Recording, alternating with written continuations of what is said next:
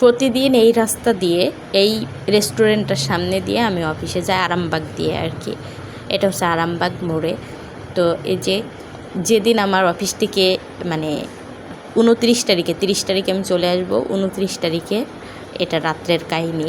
আমি অফিস থেকে আসার পথে ওখানে 2টা রুটি নিচ্ছিলাম। তো আশেপাশের ভিউটা আমার এত টানছিল। আসসালামু আলাইকুম, কেমন আছেন সবাই?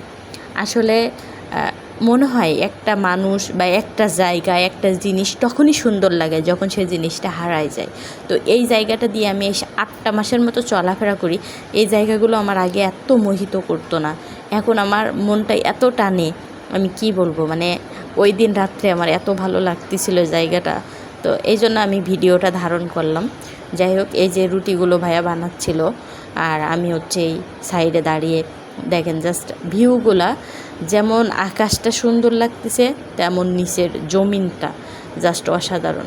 তো কি বলবো বলেন, তারা আমাকে রাখতে চাইছে না, পরে আবার রাখার জন্য করছে, কিন্তু আমি থাকবো না, কারণ একবার মন ভেঙে গেলে, মন উঠে গেলে না আর ভালো লাগে না।